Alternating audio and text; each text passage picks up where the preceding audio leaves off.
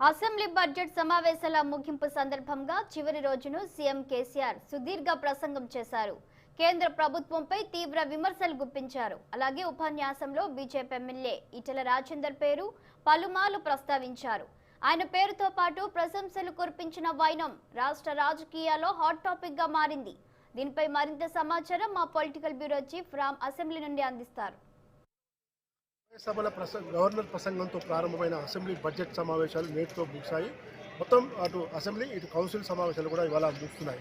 అయితే ప్రధానంగా దాదాపు 56 గంటల పాటు ఈరోజు అసెంబ్లీ సమావేశాలు నడిచినట్టు అధికారికంగా స్పీకర్ చైర్లో కూర్చున్న పోచారం శ్రీనివాసరెడ్డి ప్రకటించడం జరిగింది. ముఖ్యంగా కొన్ని ముఖ్యమైన విషయాలు చెప్పుకోవాలంటే గవర్నర్ ప్రసంగం ఉంటుందా లేదా అనే సంశయం నెలకొని అంత ఆగమ్య గోచరంగా ఉన్న అసెంబ్లీ సమావేశాలు ఎట్టకేలకు న్యాయస్థానాల తలుపు తట్టిన గవర్నరు ప్రభుత్వాల మధ్య న్యాయస్థానం మధ్య మార్గంగా అసెంబ్లీ సమావేశానికి గవర్నర్ను పిలవాలి, గవర్నర్ ప్రసంగం పెట్టాలని చెప్పి తీర్పిచ్చింది. ఈ నేపథ్యంలో ఈ నెల 3వ తేదీన ఉదయం 12:15 గవర్నర్ అసెంబ్లీకి హాజరై ఉపసభ్యులను నిర్దేశించి ప్రసంగించడం జరిగింది. అదేవిధంగా 6వ తేదీన రాష్ట్ర ఆర్థిక శాఖ మంత్రి రాష్ట్ర ప్రభుత్వం తరఫున ఆర్థిక బడ్జెట్ను 2023-24 బడ్జెట్ను హరీష్ రావు సభలో అసెంబ్లీలో ప్రవేశపెట్టారు. అదేవిధంగా కౌన్సిల్లో రాష్ట్ర రోడ్లు భవనాల శాఖ మంత్రి వేముల ప్రశాంత్ రెడ్డి బడ్జెట్ను ప్రవేశపెట్టడం జరిగింది. అయితే ఈ బడ్జెట్పై ప్రతిపక్షాలైన కాంగ్రెస్, బీజేపీ, ఎంఐఎంలు ఎవరికి వారు ఆరోపణలు చేసినప్పటికీ ఎట్టకేలకు ద్రవ్య వినిమయ బిల్లుతో పాటు బడ్జెట్ ఆమోదానికి కూడా అసెంబ్లీ తెరదీసింది. ఈరోజు ముఖ్యంగా ప్రధానంగా ఈ సభలో కొన్ని ఇంపార్టెంట్ విషయాలు చూస్తే, ముఖ్యమైన విషయాలు చూస్తే మా రాష్ట్ర ఐటీ శాఖ మంత్రి కేటీఆర్ గవర్నర్ ప్రసంగ తీర్మానానికి ముగింపు ఉపన్యాసం చేయటం, అసెంబ్లీ హరీష్ రావు బడ్జెట్ ముగింపుకు బడ్జెట్ ప్రసంగం చేయడం, ఇట్లాంటి విషయాలు నెలకొన్నాయి. దాంతోపాటు ఈటెల రాజేందర్ ఈ సభలో ఓవరాల్గా అట్రాక్షన్గా నిలబడ్డాడు. ఇదివరకు గతంలో అధికార టీఆర్ఎస్ పార్టీలో ఆర్థిక శాఖ మంత్రి, ఫైనాన్స్ శాఖ మంత్రిగా చేసి కొన్ని ఆరోపణలు, భూ కబ్జా ఆరోపణలు ఎదుర్కొన్న ఈటెల రాజేందర్ బీజేపీలోకి వెళ్ళి ఇప్పుడు బీజేపీ ఎమ్మెల్యేగా అసెంబ్లీలో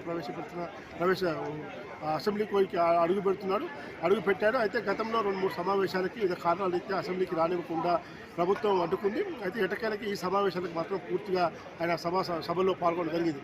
అయితే మొన్న కేటీఆర్ లాబీలో కలిసి మాట్లాడుకోవడం కానీ, ఈరోజు ముఖ్యమంత్రి కేసీఆర్ ఏదైతే ద్రవ్య వినిమయ బిల్లు ఆమోదం కోసం తన సుదీర్ఘ ఉపన్యాసంలో దాదాపు 17 నుంచి 18 సార్లు పదే ఈటెల రాజేందర్ పేరు ప్రస్తావించడం అనేది కొంత రాష్ట్ర రాజకీయాల్లో మరొక చర్చకు దారితీసింది.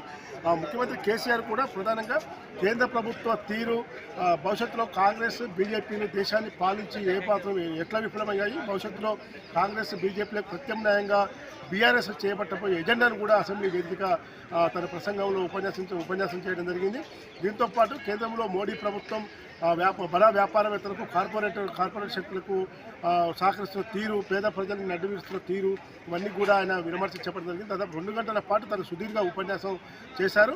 అటు కేంద్ర ప్రభుత్వ తీరును ఎండగడుతూ కాంగ్రెస్, బీజేపీలు రెండు కూడా రాజకీయంగా దేశాన్ని పాలించడంలో పూర్తిగా విఫలమయ్యాయని కూడా ఆరోపిస్తూ బీఆర్ఎస్ పార్టీ అందుకే రేపు భవిష్యత్తులో దేశానికి దిక్సూచిగా నిలబడుతుందని కూడా చెప్పడం జరిగింది. అయితే ఈటెల రాజేందర్ పేరును పదే ప్రస్తావించడం వల్ల కొంత ఇటు బీఆర్ఎస్ వర్గాల్లో, అటు బీజేపీ వర్గాల్లో కూడా కొంత రాజకీయమైన చర్చ జరుగుతూ ఉంది. త్వరలో ఈటెల రాజేందర్ మళ్ళీ బీఆర్ఎస్ గూటికి వస్తాడని చెప్పి కూడా గత అసెంబ్లీ సమావేశం సందర్భంగా కూడా అనేక లాబీలో కానీ, ఇటు మీడియా పాయింట్లో కానీ, ఇతర స్థలాల్లో కానీ చర్చ జరిగింది. అయితే ముఖ్యమంత్రి కేసీఆర్ పదే తన పేరు ప్రస్తావించడం పట్ల మాత్రం ఈటెల రాజేందర్ రియాక్ట్ అవ్వడం జరిగింది. తనను వ్యక్తిగతంగా డ్యామేజ్ చేసేందుకే ఈ పేరును ప్రస్తావించే తప్ప మరొక కారణం లేదని చెప్పి, అయితే ప్రభుత్వం చేపడుతున్న మంచిని మంచి అనాలి, చెడుని చెడు అనాలి. తెలంగాణ అసెంబ్లీ సమావేశానికి ఈటెల రాజేందర్ తెలంగాణ ప్రజల గొంతుకై వస్తాడు తప్ప ఇతర వేరే స్వార్థం లేదని కూడా ఆయన కొద్దిసేపటి క్రితం మీడియాతో మాట్లాడుతూ చెప్పడం జరిగింది. ఓవరాల్గా ఈ సభలో ఈ బడ్జెట్ సమావేశాల సందర్భంగా అటు ఎంఐఎం కానీ, ఇటు కాంగ్రెస్, బీజేపీ సభ్యులు తమ పద్ధతులపైన, తమ బిల్లులపైన చర్చలు జరిపి తన వాయిస్ను వినిపించుకున్నాయి. ఇది ఓవరాల్గా ఈరోజు అసెంబ్లీ బడ్జెట్ సమావేశాల తీరుతెన్నులు మాత్రం రేపు వచ్చే ఎన్నికల సంవత్సరానికి బడ్జెట్గానే ఇది ప్రతిపక్షాలు చూస్తూ ఉన్నాయి. అధికార పార్టీ మాత్రం దాన్ని తీవ్రంగా ఖండిస్తూ ఉంది. మొత్తం 56 గంటల పాటు జరిగిన సుదీర్ఘ అసెంబ్లీ సమావేశాల్లో అధికార బీఆర్ఎస్, కాంగ్రెస్, బీజేపీ, ఎంఐఎం సభ్యులు తమ అభిప్రాయాలు తెలుపుతూ సభలో పాల్గొన్నారు. ఇది ఓవరాల్గా అసెంబ్లీ బడ్జెట్ సమావేశాలపై మన దగ్గర ఉన్న సమాచారం.